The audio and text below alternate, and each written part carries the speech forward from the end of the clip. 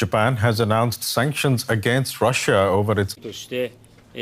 Japan has decided to impose the following sanctions. We will prohibit the issuance and distribution of Russian bonds Joining me now for more from Tokyo is on the two so-called republics.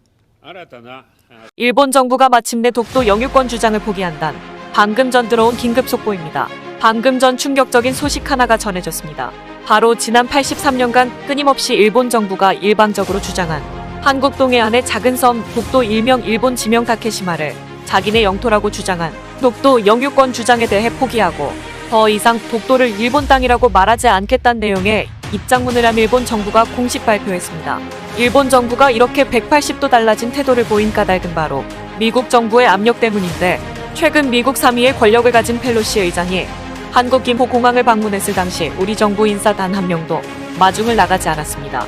이유인즉슨 미국 측이 너무 대놓고 일본의 편에 서서 독도가 자기네 영토라고 주장하는 일본을 그냥 놔두고 바라만 보는 일관된 태도에 지친 대한민국 정부가 미국의 강한 결단을 바란다는 의사표시로 펠로시 영접에 아무도 내보내지 않은 것이죠. 현재 동아시아 지역에서 나날이 영향력 존재감이 커져가는 중국을 견제하는 미국 입장에선 한국은 없어선 안 될 강력한 동맹국이며, 일본의 독도 영유권 주장은 이 같은 미국이 주도하는 질서 동맹 체계를 깨뜨리는 불필요한 주장이라고 판단한 것이죠. 바이든 대통령은 최근 일본 기시다 총리와의 면담 자리에서 한국에게 독도를 넘겨주고 대신 한미일 3국의 안보 동맹으로 경제적 이익 3조 원을 가져가란 제안을 건넸고, 일본 측은 고민을 한 끝에 결국 미국이 원하는 대로 독도 다케시마 영유권 주장을 포기하고 대신 미국 내 도요타 공장 증설에 보다 유리한 조건으로 합의한 것으로 확인됩니다.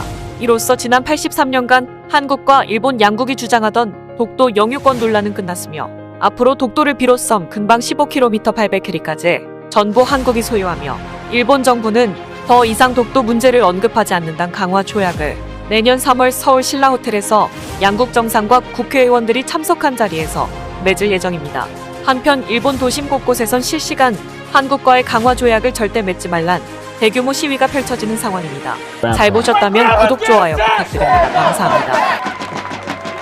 G. Let's get it! I know, because music's your new verse.